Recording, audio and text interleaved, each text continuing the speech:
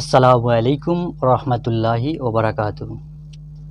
আমরা আগের ভিডিওতে বাংলা আবাস যোজনার জন্য যাদের বাংলার আবাস যোজনার SMS এসছে সেই সম্বন্ধে একটা ভিডিও করেছিলাম। তো ভিডিওটা যারা দেখেছেন ভালো কথা, আর যদি না দেখেছেন তো দেখে নিন যে বাংলার আবাস যোজনার জন্য আপনার মোবাইলে একটা SMS এসছে, তার জন্য কি কি করণীয়। আজকের ভিডিওটা হলো বাংলা আবাস যোজনার SMS এসছে কিন্তু কিছু সমস্যা হচ্ছে, সেই সমস্যা সমাধানের জন্য এই ভিডিওটা। আর হ্যাঁ, বলে থাকি যদি ভিডিওটা ভালো লেগে থাকে তাহলে অবশ্যই একটা লাইক, শেয়ার আর কমেন্টটা করবেন আর ভালোবাসা দেবেন। যে সমস্যা আসছে, 1 নম্বর, আধার কার্ডের সঙ্গে মোবাইল নাম্বার লিঙ্ক নেই, ডিফারেন্ট আধার কার্ড, UDIN নাম্বার ডাউনলোড করিনি, নাম এবং ব্যাঙ্ক অ্যাকাউন্ট নাম্বার ভুল আছে, মোবাইল নাম্বার হারিয়ে গেছে, বেনিফিশিয়ারি অলরেডি ভেরিফাইড।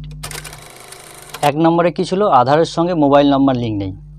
বুঝতে পারছেন, আধারের সঙ্গে যদি মোবাইল নাম্বার লিঙ্ক না থাকে তাহলে আপনার আধার অথেন্টিকেশন অর্থাৎ আধার KYC করতে পারবে না। এই আবাস যোজনার সঙ্গে আধার KYC লিঙ্ক করতে পারছে না।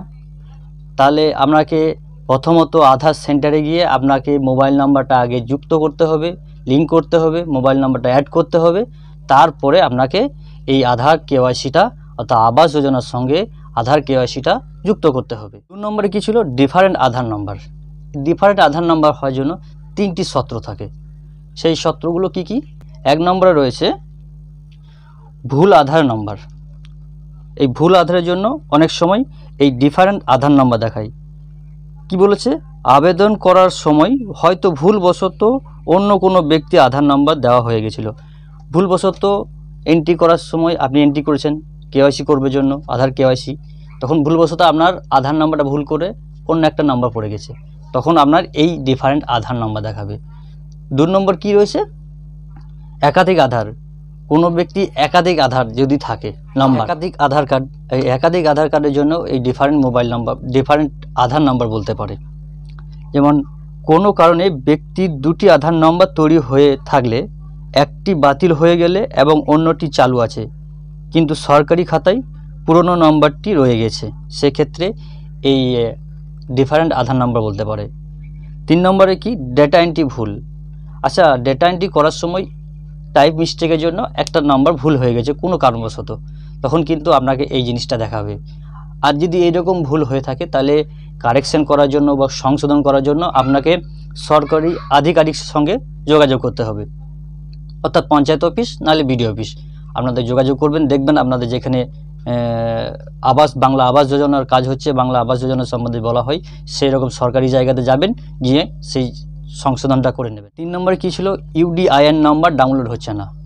এটা যদি ডাউনলোড না হয় তাতে কোনো সমস্যা নেই, কেননা UDIN নাম্বার আপনি যদি ভেরিফাই করে রেখেছেন বা অথেন্টিকেশন করে রেখেছেন, KYC করে রেখেছেন, তাহলে ডাউনলোড না হলে কোনো সমস্যা নাই। তবে একবার চেক করে দেখে নেবেন যে আপনার ওটা KYC হয়ে আছে কি না। যদি হয়ে থাকে তাহলে অলরেডি ভেরিফাইড দেখাবে, কোনো সমস্যা নেই। আর যদি না হয়ে থাকে তাহলে অতি অবশ্যই করে নেবেন, আর ডাউনলোডে কোনো সমস্যা নেই না থাকলেও। 4 নম্বরে কী ছিল, নাম এবং ব্যাঙ্ক অ্যাকাউন্ট যদি ভুল থাকে। দেখেন, আপনি যদি নাম এবং ব্যাঙ্ক অ্যাকাউন্ট ভুল থাকলে অতি অবশ্যই একটা ভুলের কারণ, কেননা নেক্সট টাইম আপনার টাকা ঢুকতে বা নেক্সট স্টেপ আপনার কাজ করতে কোনো সমস্যা হতেই পারে। আর বলবো যে অতি অবশ্যই আপনারা সব কিছু সঠিক করবেন। আপনার নাম এবং অ্যাকাউন্ট নাম্বার দেখে নেবেন, সঠিক করবেন। ওই একই নিয়মে আপনার BDO অফিস বা পঞ্চায়েত অফিস সরকারি আধিকারিকের সঙ্গে যোগাযোগ করে সেটা কারেকশান করতে হবে বা সংশোধন করতে হবে।